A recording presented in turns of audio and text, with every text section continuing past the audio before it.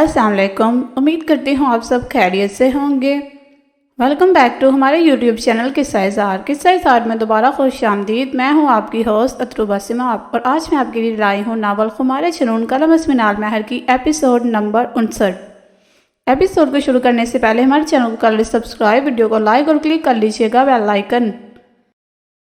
جی guys, تو کل کی ایپیسوڈ تھی اسد اور عید کی، جہاں اسد ہے کالی کی باتوں دھمکیوں کو لے کے پریشان، وہی عید ہوا اسد سے ناراض۔ تو کیا اسد اور عید کو منا پائے گی کہ نہیں، یہ جاننے کے لیے چلتے ہیں ناول کی طرف۔ زارا کب سے کھڑی نشوہ ریحان کو ساتھ بیٹھے دیکھ رہی تھی۔ اس کا بس نہیں چل رہا تھا، اس لڑکی کو ہان کی نظروں سے کہیں غائب کر دیتی۔ پچھلے 3 سالوں سے وہ ہان کے ساتھ یونی میں تھی، مگر مجال تھی جو اس نے ایک بھی نظر التفات کی اس پر ڈالی ہو۔ پہلے اسے یہ سکون تھا کہ وہ نہیں تو کوئی بھی نہیں ہے احان کی زندگی میں، مگر اس لڑکی کے آنے سے یکدم کایا ایسی پلٹی کہ وہ لڑکی احان کی زندگی میں اس کی محبت بن کر داخل ہو چکی تھی۔ اسے لگا تھا آج نہیں تو کل وہ کسی نہ کسی طرح احان کو سیر کر لے گی، مگر اب یہ ایسے ناممکنات میں سے ایک لگ رہا تھا۔ وہ ایک حسد بھری نظر ان پر ڈال کر پلٹ گئی۔ احان اور نشوہ بینچ پر ایک ساتھ بیٹھے تھے، جہاں نشوہ خونخوار نظروں سے اسے گھور رہی تھی، جو کتنی آسانی سے اسے چھوڑنے کی بات کر رہا تھا۔ وہ ایسا کیسے کر سکتا تھا؟ بے شک اس نے خود ہی اسے ایسا کرنے پر مجبور کیا تھا، مگر نشوہ کے خیال سے اسے کسی دوسری لڑکی کے بارے میں سوچنا بھی نہیں چاہیے تھا۔ اس کا غصے سے بھرپور انداز دیکھ احان کے دل پر ٹھنڈک سی پڑی تھی۔ یعنی وہ اکیلا ان راہوں کا مسافر نہیں تھا، وہ لڑکی بھی اس کی ہمراہ تھی۔ اپنا ٹائم ضائع مت کرو، جا کر اس چلتی پھرتی میک اپ کی دکان کو پرپوز کر دو، یہ نہ ہو وہ بھاگ جائے۔ وہ اس پر سے نظریں ہٹا چکی تھی۔ صحیح کہہ رہی ہو تم، وہ اس کے نزدیک سے اٹھ کھڑا ہوا تھا۔ نشوہ کا منہ حیرت سے کھلا تھا، اس کے غصے سے کہی بات کا وہ سیریس لے کر منہ اٹھا کر چل پڑا تھا۔ اس کا بس نہیں چل رہا تھا پیچھے سے کوئی چیز اس کے سر میں دے مارے۔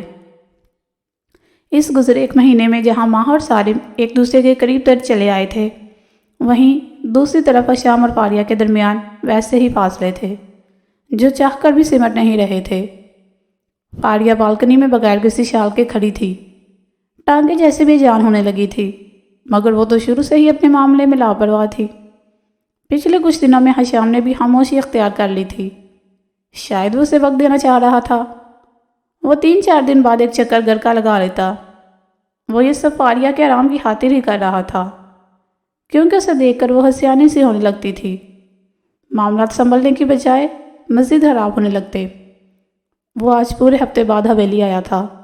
وہ اس عرصے میں فائزہ بیگم کو منانے کی بھرپور کوشش کر چکا تھا، جن کا کہنا تھا کہ جب تک فاریہ اسے معاف نہیں کر دیتی وہ بھی نہیں کریں گی۔ وہ تھکا ہارا سا کمرے میں آیا تھا، کمرہ سائیں سائیں کر رہا تھا، وہ بے چین سا ہوا اٹھا تھا۔ پچھلے کچھ دنوں وہ اتنا مصروف تھا کہ گھر کا چکر نہ لگا سکا، ورنہ وہ روز رات فاریہ کے سونے کے بعد گھنٹوں سے نہارتا رہتا تھا۔ بالکنی کا کھلا دروازہ دیکھ کر اسی طرف آ گیا تھا۔ وہ خود سے لاپرواہ سی غیر ماری نقطے پر نظریں ٹکائے کھڑی تھی۔ حشام نے اپنے گردوڑی شال اتار کر اس کے گرد لپیٹی تھی۔ فاریہ نے چونک کر سر اٹھایا۔ وہ اس کے پیچھے کھڑا اپنی شال اس کے گرد لپیٹ رہا تھا، یوں کہ فاریہ اس کے حصار میں آ گئی تھی۔ یہ لمحوں کا کھیل تھا، وہ اس سے شال اڑا کر فوراً پیچھے ہوا تھا۔ اس کی نظر اس کے ہلکے ہلکے سوچے پاؤں پر پڑی تھی، اس کے ماتھے پر لاتعداد شکنیں ابھری۔ فاریہ پلیز یار، مجھے تمہاری ساری سزائیں منظور ہے، مگر خود کو یوں تکلیف پہنچا کر مجھے مزید ندامت میں مت گراؤ کہ میں سر ہی نہ اٹھا سکوں۔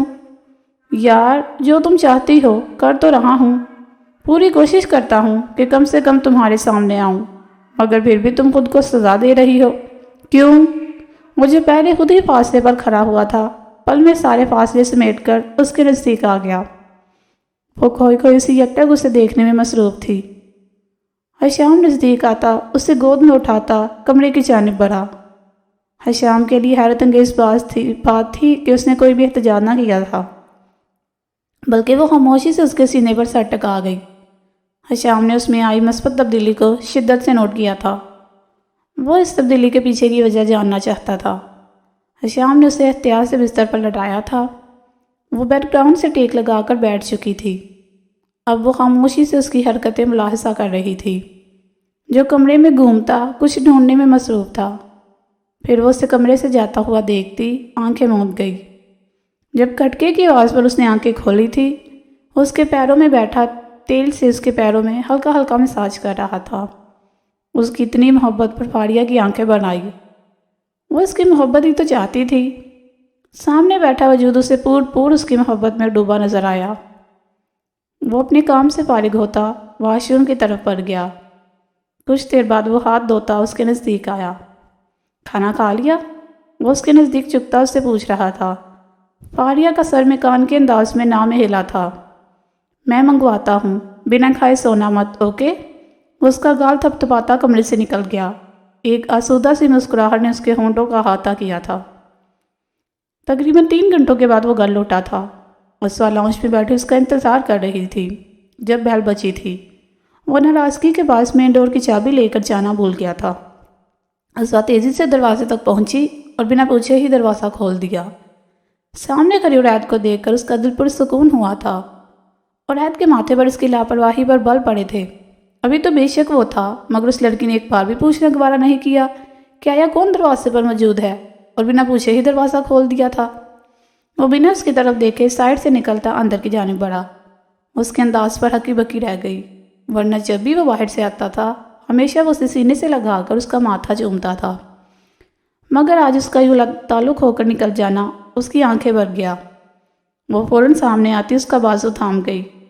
عرایت، آئی ایم سوری، آپ پلیز مجھ سے یوں خفا مت ہوں۔ وہ اس کے بازو سر ٹکاتے روتے ہوئے بولی، وعدہ کرتی ہوں آئندہ ایسی کوئی بات نہیں کروں گی۔ میں واقعی ہی ڈر گئی تھی، آپ کے علاوہ میرا ہے ہی کون؟ اگر آپ کو کچھ ہوا تو اسوا بھی مر جائے گی۔ مسلسل اس کی ہچکیاں ارد گرد گونج رہی تھی۔ عرایت لب بھینچ کر رہ گیا۔ وہ خاموش سے اسے تھامتا خود سے لگا گیا۔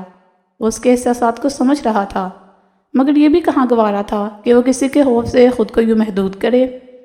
آپ جو کہیں گے وہی کروں گی، بس مجھ سے خفا مت ہوں۔ آپ کی یہ ناراضگی میری جان لے لے گی۔ وہ اس کے سینے میں سر چھپاتی ہوئی بولی، سچی؟ جو میں کہوں گا وہ کریں گی؟ وہ اس کی اداسی دور کرنے کی غرض سے شرارتی چمک آنکھوں میں بڑھتا ہوا بولا۔ اسوا اس کے انداز پر غور نہ کر پائی۔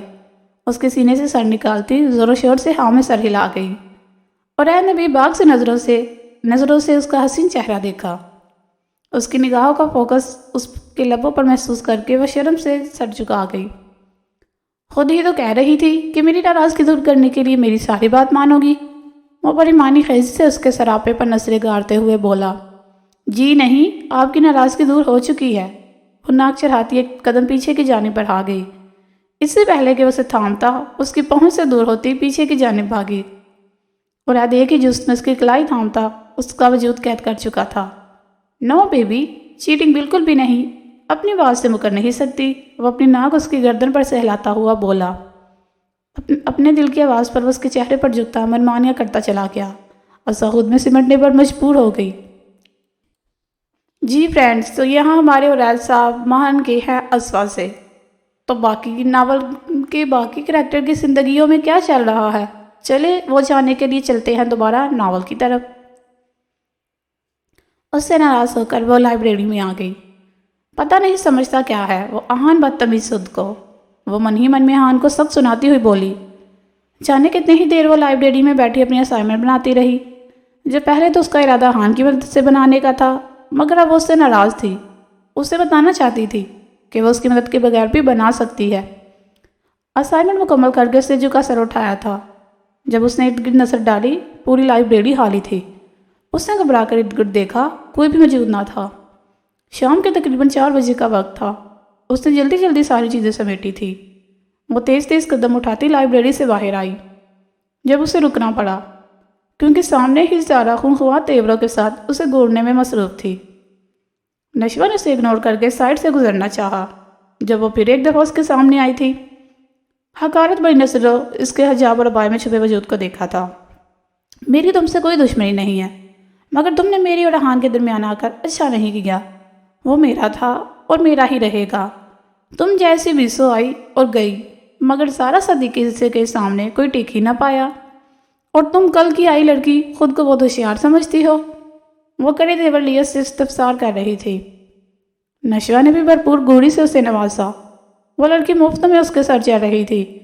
میرے راستے سے ہٹو، میں نے کسی سے کچھ نہیں چھینا، وہ وارن کرنے والے انداز میں بولی۔ تو مجھے پاگل نہیں بنا سکتی، وہ استہزائی انداز میں مسکراتی ہوئی بولی۔ نشوہ اس کی مسکراہٹ کے پیچھے چھپی کمینگی سمجھ ہی نہ پائی۔ جب زارا نے اسے سمجھنے کا موقع دیے بنا اسے لائبریری کی جانب دھکیلا تھا، نشوہ اس افتاد پر سنبھل ہی نہ پائی اور کوہنیوں کے بل زمین پر اوندے منہ گری تھی۔ اس کی کوہنیاں بری طرح چھیلی گئی تھی، وہ درد سے کرا کر رہ گئی۔ زارا نے فوراً لائبریری کا دروازہ بند کیا تھا اور باہر سے کنڈی لگائی تھی۔ نشوہ نے دروازہ بند ہونے کے آواز پر اپنی تکلیف کو اگنور کیا اور اٹھ کر دروازے کی جانب بڑھی، مگر دروازہ بند ہو چکا تھا۔ دروازہ کھولو زارا، میں تمہیں چھوڑوں گی نہیں، نشوہ نے دروازہ بجاتے غصے سے کہا۔ بالکل بھی نہیں، یہی سڑو گی تم، دروازے کے باہر سے زارا کی آواز گونجی۔ لائبریری کے باہر لگے بورڈ کو دیکھ کر زارا کی شیطانی آنکھیں چمکی۔ اس نے سوئچ پر ہاتھ رکھ اسے اوپر کو اٹھا دیا۔ دفعتاً لائبریری کے اندر اندھیرا سا چھا گیا۔ نشوہ کی بے ساختہ چیخ گونجی مگر سننے والا کوئی نہ تھا۔ اس نے گھبراہٹ سے دروازہ پیٹ ڈالا۔ جب پوری رات یہی سڑو گی نا تب عقل ٹھکانے آئے گی، اور جب تمہارے گھر والے تمہیں رات باہر گزارنے پر دھکے مار کر نکالیں گے بہت سکون ملے گا۔ اوکے، تم انجوائے کرو، میں چلتی ہوں۔ وہ باہر سے اونچی آواز میں بولتی وہاں سے نکلتے چلی گئی۔ نشوہ نے اس کے قدموں کی آواز کو خود سے دور جاتا محسوس کیا تو وہ چیخ کر رہ گئی۔ اتنے اندھیرے میں نشوہ کو لگا اس کا سانس بھی بند ہو جائے گا۔ وہ لگاتار کھڑی وہاں چیخ رہی تھی، مگر کوئی ہوتا تو اس کی پکار سنتا۔ شام کے کمرے سے جاتے ہی فاریہ کل ہوئے واقعے کے بارے میں سوچنے لگی۔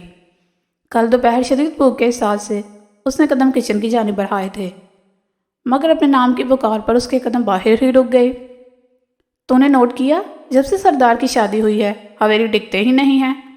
مجھے تو لگتا ہے دادا جان نے زبردستی شادی کروائی ہوگی، ورنہ اتنی سونی دلہن ہو کوئی پاگل ہی ہوگا جو دور دور بھاگے گا۔ دونوں بڑی رازداری سے مکالمہ بازی کر رہی تھی، یہ سوچے بغیر کہ باہر کھڑے وجود پر ان کی باتوں کا کیا اثر ہو رہا ہے۔ بہن، صحیح کہہ رہی ہو تم، اب تو خیر سے وہ سویری کو وارث بھی دینے والی ہے، مجھے بھی معاملہ یہی لگتا ہے۔ ان کی باتوں پر فاریہ کا رنگ لٹھے کی مانند سفید پڑ گیا۔ کیا ان کے رشتے کی حقیقت اب باہر والوں پر بھی کھلنے لگی تھی؟ صحیح کہتے ہیں، دلہن وہی جو پیا من بائے۔ دونوں اپنی باتوں میں مصروف تھی جب ایک ملازمہ کی نظر کچن کے دروازے پر کھڑی فاریہ پر پڑی۔ دونوں کو سام سونگ گیا۔ فاریہ کے چہرے سے اچھے سے اندازہ لگا سکتی تھی کہ وہ ان کی باتیں سن چکی تھی۔ فاریہ بھی نصیر انہی کی طرف ٹکائے کھڑی تھی۔ آج محض 2 لوگ ان کے رشتے کا اشتہار لگا رہے تھے، کل پورا گاؤں لگاتا۔ وہ کس کس کو روکتی؟ یہاں سے سراسر ساری غلطی اپنی نظر آئی۔ اگر ان کے رشتے میں کشیدگی تھی بھی تو وہ کمرے تک محدود رکھ سکتی تھی، مگر اس نے حشام کو مجبور کیا تھا کہ وہ اس سے دور رہے۔ کچھ چاہیے بی بی جی؟ وہ اپنی آنے والی شامت کا سوچتے ہوئے نہایت دھیمی آواز میں منمناتے ہوئے بولی۔ فاریہ کچھ کہے بغیر وہاں سے پلٹ آئی تھی۔ اسے لائبریری کا دروازہ کھٹکھٹاتے کافی دیر گزر گئی، مگر کوئی اس طرف نہ آیا۔ دفعتاً روتے ہوئے اسے اپنے موبائل کا خیال آیا، اب یقیناً گھر والے بھی اس کے لیے پریشان ہو رہے ہوں گے۔ اس نے اندھیرے میں ٹٹول کر نیچے گرا اپنا بیگ اٹھا کر موبائل باہر نکالا تھا۔ اس نے سب سے پہلے موبائل کی ٹارچ لائٹ آن کی۔ یونیورسٹی کے اس حصے میں پہلے بھی سگنلز کم آتے تھے، اب دروازہ اور کھڑکیاں بند ہونے کی وجہ سے ایک ہی سگنل آ رہا تھا۔ اندھیرے سے وہ شروع سے گھبراتی تھی، اندھیرے میں اس کا سانس بند ہونے لگتا تھا، حواس کام کرنا چھوڑ دیتے تھے، مگر وہ اب تک خود کو سنبھالے ہوئے تھی۔ اس نے موبائل ہاتھ میں پکڑے اور عائد کو نمبر ملانے کا سوچا، مگر وہ یہاں تھا ہی نہیں۔ یزدان بھی پچھلے 2 دنوں سے ایک میٹنگ کے سلسلے میں شہر سے باہر تھا۔ اس کے ذہن میں نہ جانے کیوں احان کا خیال آیا۔ اس نے فوراً احان کا نمبر ڈائل کیا، مگر دوسری طرف سے فون اٹھایا نہ گیا۔ دفعتاً سارے سگنل ہی گم ہو گئے۔ وہ روتی ہوئی نیچے بیٹھتی چلی گئی، ٹانگیں جیسے بے جان ہونے لگی تھی، آنکھوں کے آگے اندھیرا چھا رہا تھا۔ ایک اور کوشش کرتے وہ اٹھی اور لائبریری میں چاروں اور گھوم کر سگنل تلاش کر رہی تھی۔ اس کے حواس گم ہو رہے تھے، اس کی آنکھیں خود بخود بند ہوتی چلی گئی۔ اس نے بمشکل آنکھیں کھول کر بغیر دیکھے پہلے نمبر پر کال ملا دی تھی۔ بیل جا رہی تھی اور دوسری طرف سے کال اٹھا لی گئی تھی۔ دوسری طرف سے ماہا کی حشاش پشاش آواز گونجی۔ ماہا کی آواز سنتی وہ روتے ہوئے بولی، ماہا مجھے بچا لے، میں لائبریری میں پھنس گئی ہوں، میرا سانس بند ہو رہا ہے، ماہا یہاں بہت اندھیرا ہے۔ وہ بند ہوتی آواز میں مشکل بڑبڑائی تھی۔ دوسری طرف سے مسلسل ہیلو ہیلو کی آواز آ رہی تھی، مگر نشوہ کی آنکھیں مکمل طور پر بند ہو چکی تھی۔ وہ ہوش آواز سے بیگانہ زمین پر لڑک گئی۔ جی فرینڈز، تو کیسی لگی آج کی ایپیسوڈ؟ کمنٹ سیکشن میں ضرور بتائیے گا۔ آج کے ایپیسوڈ میں ہم نے دیکھا کہ کیسے زارا نے نشوہ کو کیا لائبریری میں بند، اور نشوہ نے کی ہان کو کال، لیکن اس نے کال نہیں اٹینڈ کی، اور فائنلی مہا نے کال اٹینڈ کر لی۔ تو کیا مہا بچا پائے گی نشوہ کو، اور نشوہ بچ پائے گی لائبریری سے؟ چلو یہ سب دیکھنے کے لیے تو ہمیں ناول کی نیکسٹ ایپیسوڈ کا ویٹ کرنا پڑے گا۔ تب تک اپنا رکھے گا خیال اور ہمیں دیجیے گا اجازت۔ اللہ حافظ۔